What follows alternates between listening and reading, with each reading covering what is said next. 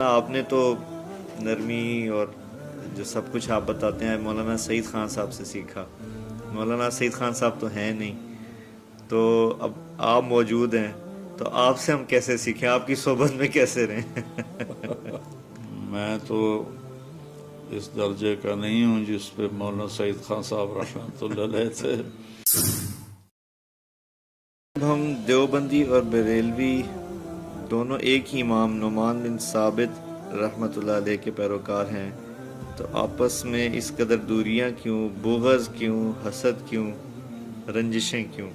غلط فہمیاں ہیں ایک دوسرے کے بارے میں. مولانا صاحب مجھے غصہ بہت زیادہ آتا ہے اور میں عالم میں بن رہا ہوں، تو میں کیا کروں؟ باوضو رہا کرے.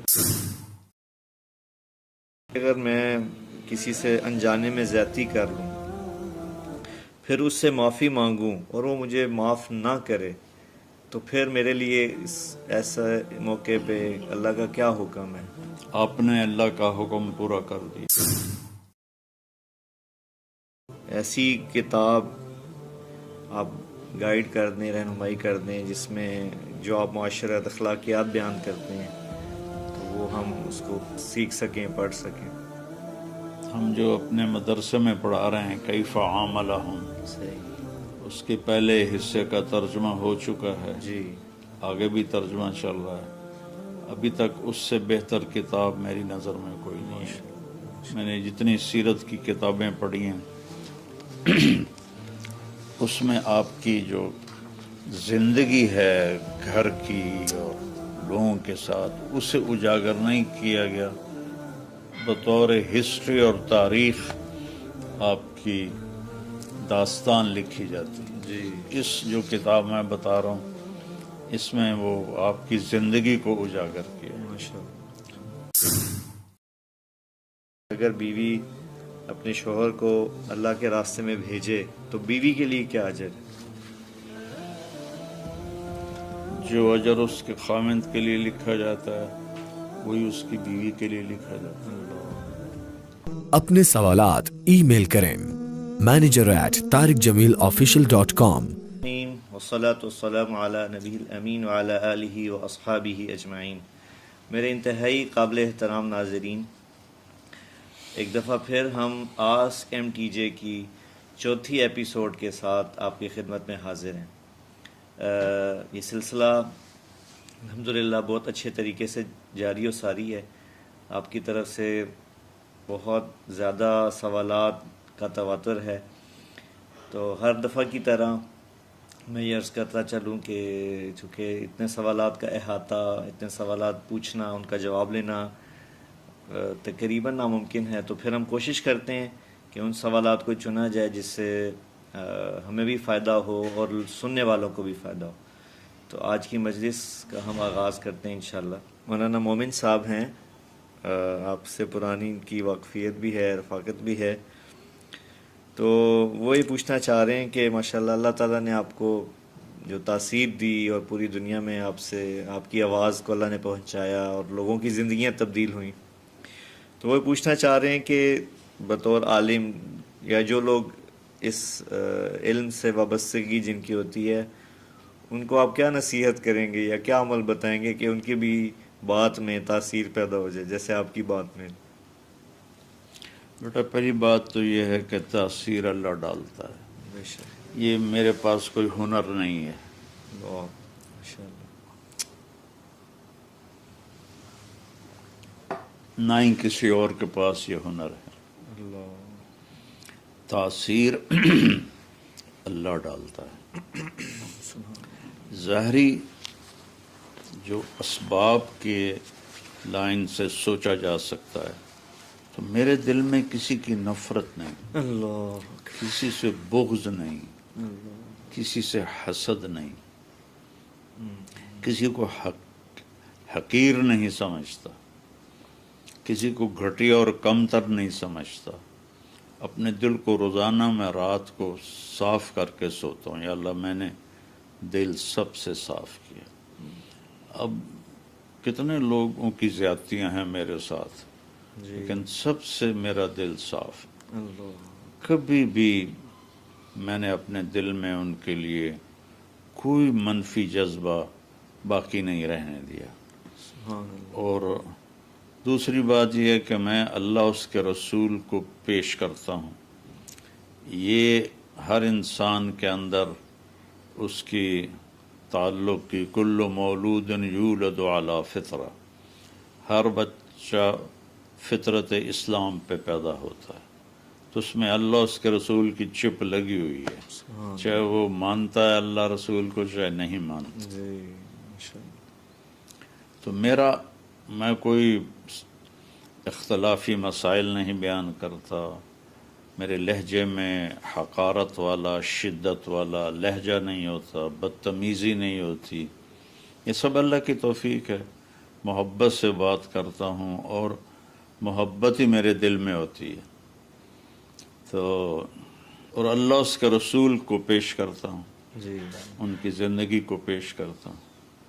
تو وہ جب وہ اللہ خالص اللہ کی ایک ہے، اللہ کی توحید میں یہ شرک ہے، یہ شرک ہے، یہ شرک ہے، یہ تو مسائل ہیں، جی. یہ اللہ کو نہیں بیان کیا جا رہا. اللہ کیسا ہے قرآن نے بیان کیا ہے کہ میں کیسا ہوں. میں اس اللہ کو اس انداز میں بولنے کی کوشش کرتا ہوں، اللہ کے نبی کو اس انداز میں بولنے کی کوشش کرتا ہوں. تو وہ چپ ایکٹیویٹ ہو جاتی ہے، وہاں جا کے وہ سگنل چلا جاتا ہے. بظاہر باقی تاثیر اللہ ڈالتا ہے. بے شک بے شک بے شک. جزاکم اللہ. اچھا، مولوی مومن کو میرا سلام بھی پہنچے اگر وہ سنے تو. جی جی جزاک اللہ. جی یہ حافظ عفان صاحب ہیں، یہ پوچھنا چاہتے ہیں کہ مولانا صاحب مجھے غصہ بہت زیادہ آتا ہے اور میں عالم میں بن رہا ہوں، تو میں کیا کروں؟ باوضو رہا کرے. ماشاء اللہ. غصہ آگ ہے اور پانی اس کو بجھاتا ہے. تو حدیث میں بھی ہے کہ اگر غصہ آئے تو وضو کرو. اگلے سائل ہیں، ان کا نام اکرام ہے، یہ انڈیا سے ہیں. یہ پوچھنا چاہتے ہیں کہ اگر میں کسی سے انجانے میں زیادتی کر لوں، پھر اس سے معافی مانگوں اور وہ مجھے معاف نہ کرے، تو پھر میرے لیے ایسا موقع پہ اللہ کا کیا حکم ہے؟ آپ نے اللہ کا حکم پورا کر دیا، ماشاء اللہ. یعنی ان کے اوپر کوئی گناہ نہیں. کوئی گناہ نہیں. ماشاء اللہ. اچھا، یہ اگلا ہے بابا سائل، ان کا نام ہے زید انصاری. یہ پوچھنا چاہ رہے ہیں کہ کوئی ایسی کتاب آپ گائیڈ کر دیں، رہنمائی کر دیں، جس میں جو آپ معاشرت اخلاقیات بیان کرتے ہیں تو وہ ہم اس کو سیکھ سکیں، پڑھ سکیں. ہم جو اپنے مدرسے میں پڑھا رہے ہیں کیف عاملہم، صحیح. اس کے پہلے حصے کا ترجمہ ہو چکا ہے، جی آگے بھی ترجمہ چل رہا ہے. ابھی تک اس سے بہتر کتاب میری نظر میں کوئی نہیں ہے. میں نے جتنی سیرت کی کتابیں پڑھی ہیں اس میں آپ کی جو زندگی ہے گھر کی اور لوگوں کے ساتھ، اسے اجاگر نہیں کیا گیا. بطور ہسٹری اور تاریخ آپ کی داستان لکھی جاتی. جی. اس جو کتاب میں بتا رہا ہوں اس میں وہ آپ کی زندگی کو اجاگر کیا ہے. ماشاء اللہ. اگلا سوال جو ہے وہ بھی بڑا اہم ہے جی. یہ شیخ فصیح ہیں، یہ کہہ رہے ہیں جب ہم دیوبندی اور بریلوی دونوں ایک ہی امام نعمان بن ثابت رحمۃ اللہ علیہ کے پیروکار ہیں، تو آپس میں اس قدر دوریاں کیوں، بغض کیوں، حسد کیوں، رنجشیں کیوں؟ غلط فہمیاں ہیں ایک دوسرے کے بارے میں. وہ چاہیے تو یہ تھا کہ علماء اس آیت کو سامنے رکھتے، تعالوا الی کلمۃ سواء بیننا و بینکم الا نعبد الا اللہ، کہ جن چیزوں پر اتفاق ہے آ جاؤ اس پہ تو اکٹھے ہو جائیں، اور باقی جو اختلافی چیزیں ہیں ان کو درگزر کر دیں. اور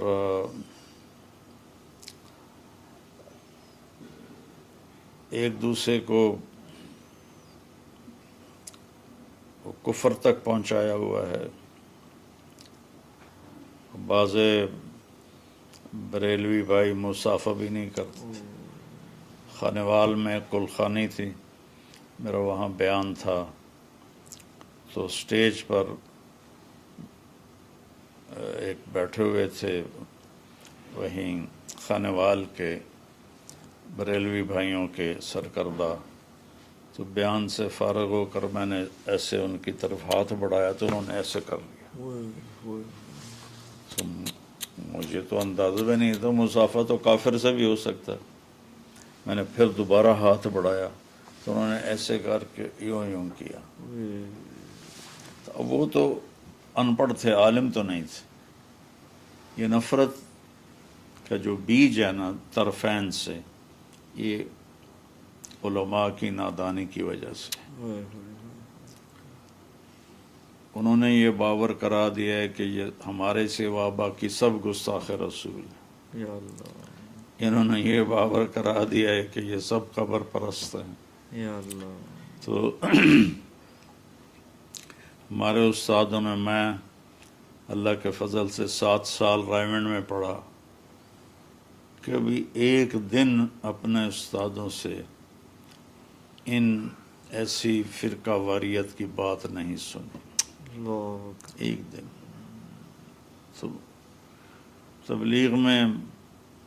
تبلیغی مدرسے میں پڑھا تو اللہ کا فضل ہوا کہ میرے دل سے تو کم از کم یہ خلیج اور یہ دیوار ٹوٹ گئی ہے، نکل گئی. الحمدللہ. اور میں سب سے کہتا ہوں ایک دوسرے سے محبت کریں.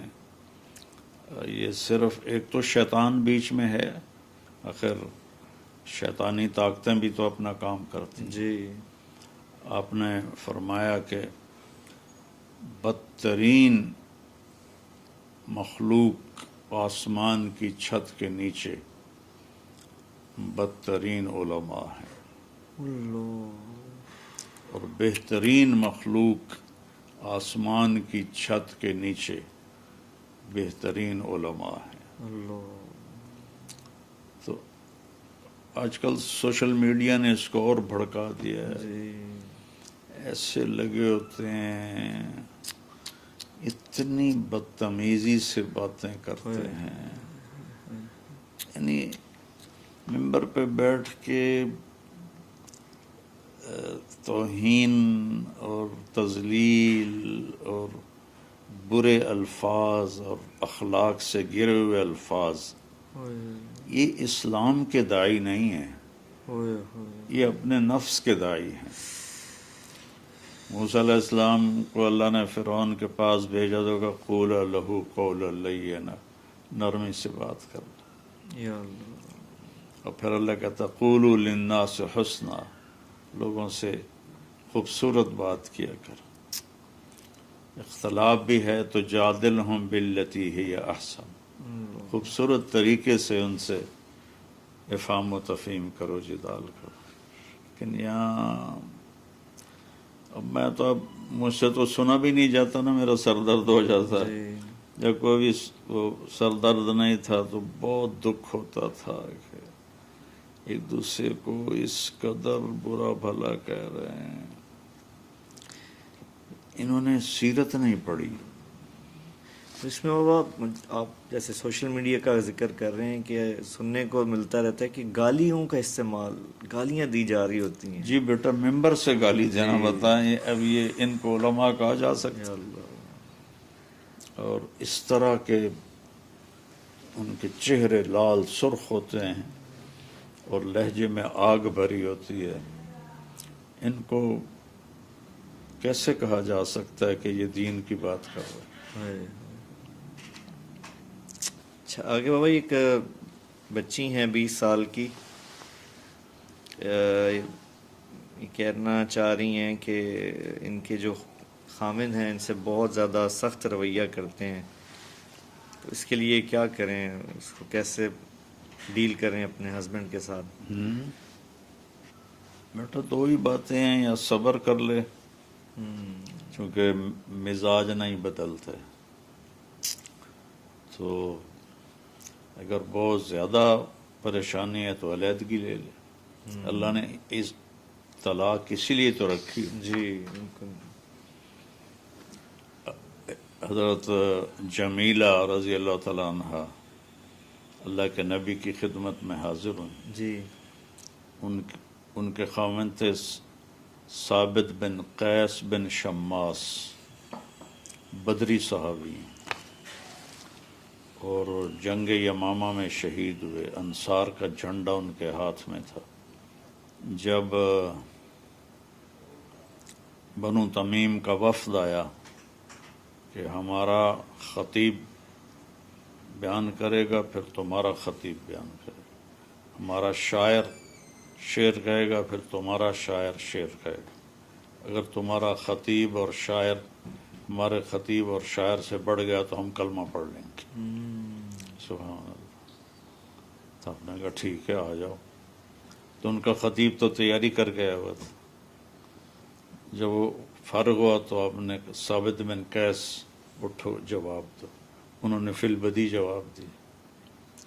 پھر ان کا شاعر کھڑا ہوا، وہ شعر قصیدہ تیار کر کے آیا تھا۔ جب وہ ختم ہو تو آپ نے حسان بن ثابت سے کہا اٹھو جواب دو، انہوں نے جواب دیا۔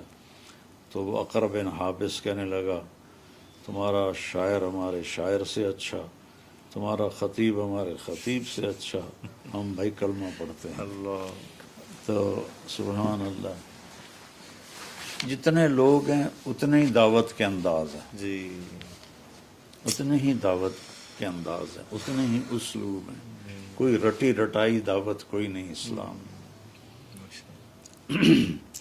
تو وہ کہنے لگی یا رسول اللہ ثابت سے مجھے کوئی گلہ نہیں، بہت بڑا آدمی، لیکن اس نے مجھے تھپڑ مارا ہے تو اس سے میرا دل ٹوٹ گیا ہے، اب میں اس کے ساتھ نہیں رہنا چاہتا۔ تو آپ کے پاس یہ بھی تھا اختیار کہ آپ کہتے نہیں گزارا کرو اور ان کے فضائل بتاتے، لیکن آپ نے ان کی جب کیفیت دیکھی تو آپ نے فرمایا ثابت نے جو تمہیں مہر میں باغ دیا ہے وہ واپس کر دو گی؟ کہ جی کر دوں گی۔ یہ پہلا خلا ہے اسلام میں۔ تو آپ نے ثابت سے فرمایا طلاق دے دو، تو انہوں نے طلاق دے دی۔ تو اگر قابل برداشت ہے تو گزارا کرے، اگر نہیں ہے تو طلاق لے۔ جی یہ بھی ایک بہن ہے سحر ملک ان کا نام ہے، ان کا سوال ہے کہ یہ نرس بن رہی ہیں، نرس کی تعلیم حاصل کر رہی ہیں، نرسنگ کا کورس کر رہی ہیں۔ نرسنگ کا؟ جی اچھا۔ تو ان کا یہ سوال ہے کہ عام طور پہ جیسے بچیوں کے یا خواتین کے باہر کام کرنے کے اوپر بہت زیادہ کیا جاتا ہے، سختی کی جاتی ہے ہمارے معاشرے میں، تو اسلام کے حوالے سے، شریعت کے حوالے سے اس میں کیا تعلیمات ہیں کہ کیا بچی باہر کام کر سکتی ہے، جاب کر سکتی ہے؟ جی بیٹا وہ نرس ہے تو عورتوں کو عورت ہی اٹینڈ کرے جی تو یہ زیادہ بہتر ہے بجائے اس کے کہ مرد اٹینڈ کر رہے ہیں۔ اگر لڑکیاں ڈاکٹر نہیں ہوں گی تو جتنے گائنی کے کیس ہیں اور جتنے اس کے حمل کے وضع حمل کے کیس ہیں وہ مرد کریں تو وہ کتنی بے پردگی ہے۔ جی لہذا اس میں اسلام کی طرف سے تو کوئی پابندی نہیں۔ پابندی نہیں، حجاب کے ساتھ اور جی اپنی عزت کی حفاظت کے ساتھ۔ اگلے بابا سوال ہے ان کا، یہ سید آفتاب ہیں، یہ پوچھنا چاہ رہے ہیں کہ ایک سید خاندان کیا غیر سید میں شادی کر سکتے ہیں؟ اللہ کے نبی نے حضرت رقیہ رضی اللہ عنہا کی شادی حضرت عثمان سے کی، پھر ان کا انتقال ہو گیا تو ام کلثوم کی شادی انہی کے ساتھ کی، اللہ اور فرمایا اگر میری 100 بیٹیاں ہوتی اور وہ اس طرح مرتی عثمان کے نکاح میں تو میں 100 کی 100 عثمان کو دے دیتا. اور حضرت زینب سب سے بڑی بیٹی کا نکاح خاندانی عداوت بنو امیہ ابو العاص رضی اللہ عنہ سے کی. تو وہ اسلام بھی نہیں لائے بعد میں. تو جنگ بدر کے بعد وہ اسلام لائے. حضرت زینب ہجرت کر گئی تھی اور وہ جنگ بدر میں شریک ہوئے اور قیدی بنے. تو حضرت زینب نے اپنا ہار بھیجا فدیے کے لیے جو حضرت خدیجہ نے ان کو دیا تھا. جی. تو آپ وہ ہار دیکھ کے رونے لگے. تو پھر آپ نے ان کو ویسے ہی صحابہ سے پوچھ کے آزاد کر دیا. تو وہ اس پہ مسلمان ہوئے. تو آپ نے ان کے نکاح کو بھی دوبارہ نہیں پڑھایا, اسی پہلے نکاح پہ باقی رکھا. تو بالکل جائز ہے. حضرت علی نے اپنی بیٹی ام کلثوم رضی اللہ عنہ کا نکاح حضرت عمر سے کیا.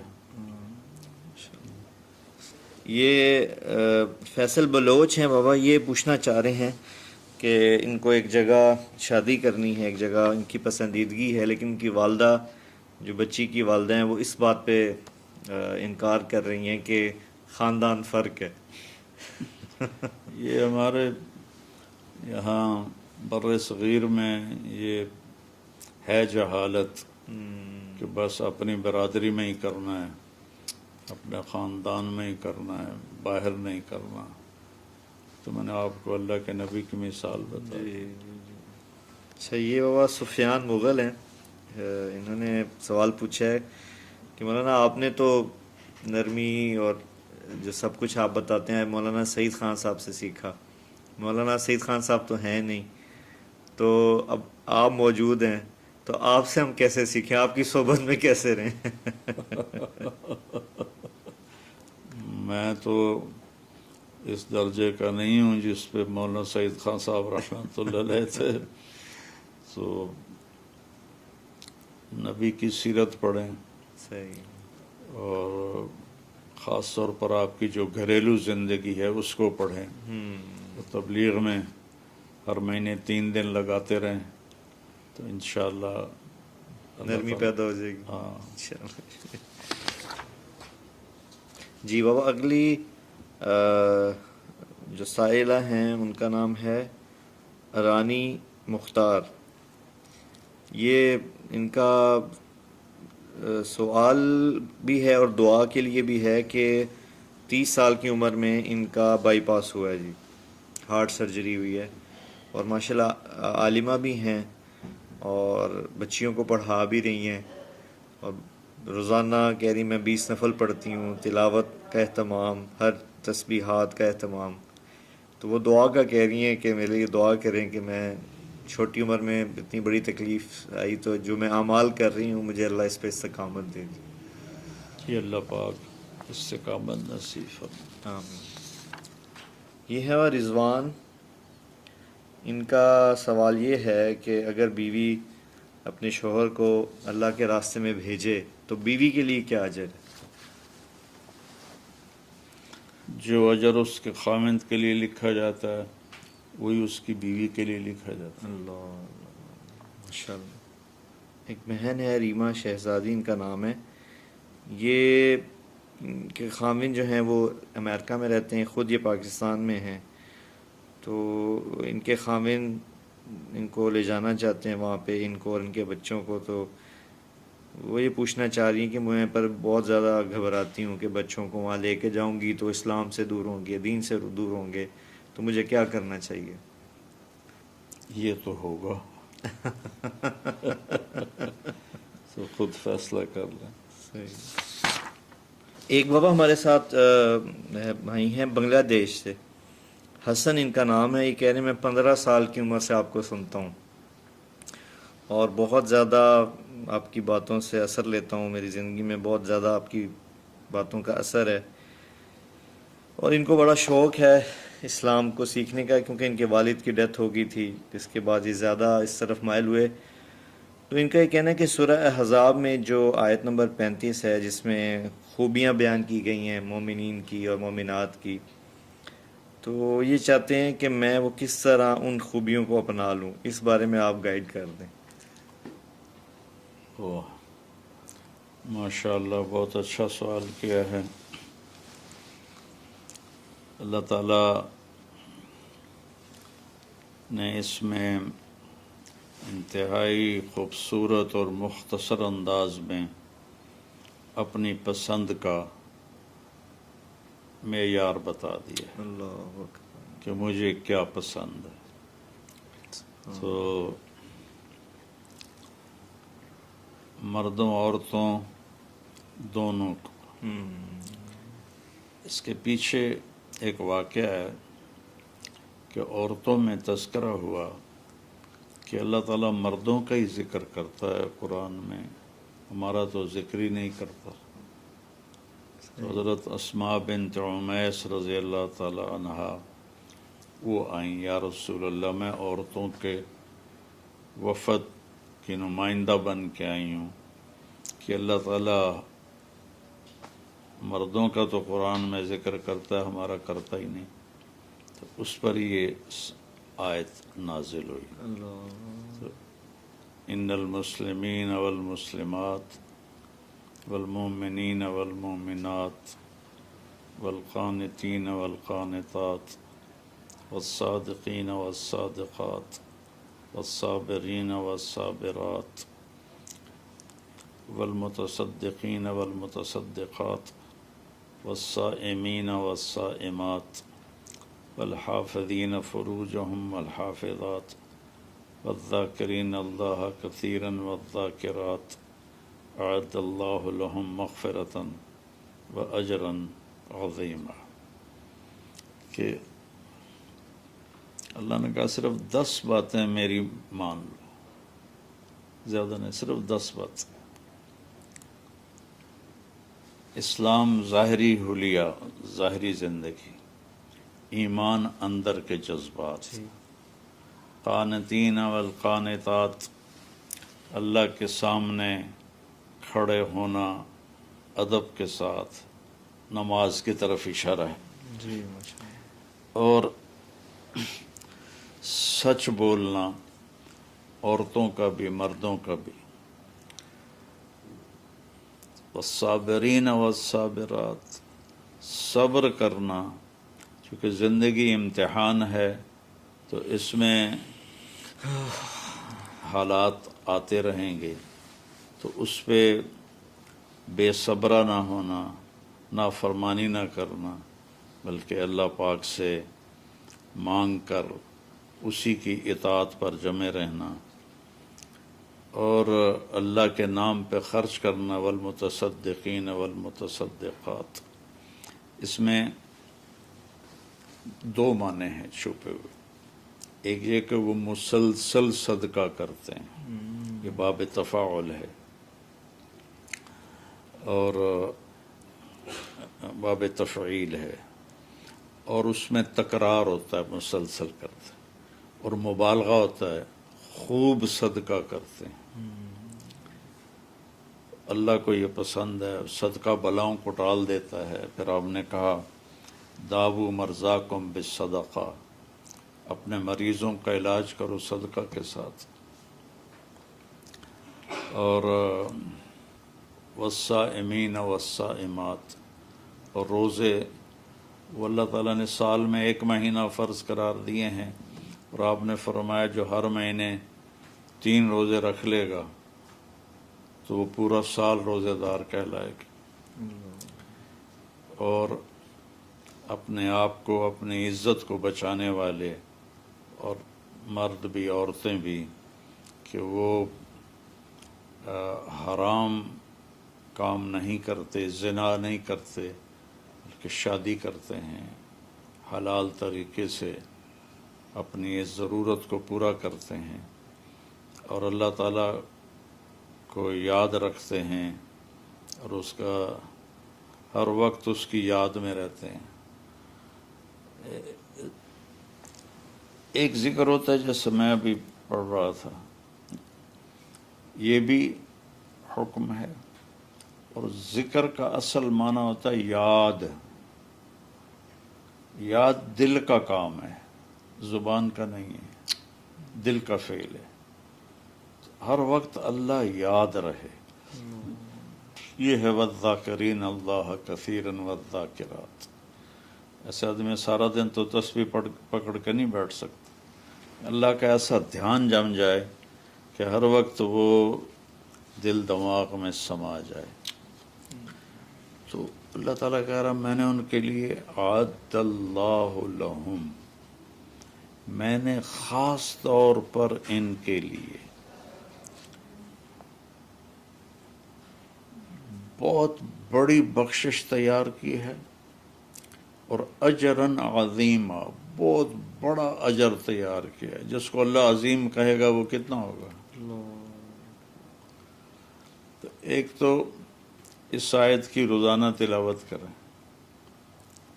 روزانہ اس ایک آیت کو ضرور پڑھیں کہ میرا اللہ مجھ سے کیا کہہ رہا ہے. اور دوسرا، اس پر اللہ سے 2 نفل پڑھ کے دعا کریں کہ یا اللہ مجھے یہ صفات نصیب فرما. اور تیسرا ہے اچھی صحبت سوسائٹی میں رہیں، تبلیغ میں 3 دن کے لیے جایا کریں ہر مہینے، تو انشاءاللہ اللہ یہ صفات نصیب فرما دیں. اور یہ ہر مسلمان مرد عورت کی ضرورت ہے کہ وہ ان صفات والا ہو. تو اللہ کی بارگاہ میں وہ قیمتی ہے، چاہے وہ کالا ہے یا گورا ہے، مالدار ہے یا فقیر ہے، کیونکہ اللہ پاک کے ہاں جو سٹیٹس ہے وہ پیسے کا نہیں. جیسے ہم کہتے ہیں یہ بہت بڑا آدمی ہے، کیا مطلب ہے کہ بہت مالدار آدمی. تو بیٹا انسان پیسے سے بڑا نہیں بنتا، مالدار بن جاتا ہے. بڑا ان صفات سے بنتا ہے. ان صفات والا ہے تو وہ بہت بڑا مالدار ہے. تو بہت بڑا آدمی ہے اللہ کی بارگاہ. صفات کوئی نہیں ہے تو وہ اللہ کی نظر میں تو گندگی کے کیڑے سے بھی زیادہ حقیر ہوتا. جی ناظرین، اسی کے ساتھ آج آسک ایم ٹی جے کی جو 4تھی ایپیسوڈ ہے اس کا اختتام ہوا. انشاءاللہ آپ سے ملاقات ہوگی نیکسٹ ایپیسوڈ میں، اور اس وقت تک آپ اپنے سوالات بھیجتے رہیے اور دعاؤں میں یاد رکھیے. بہت شکریہ.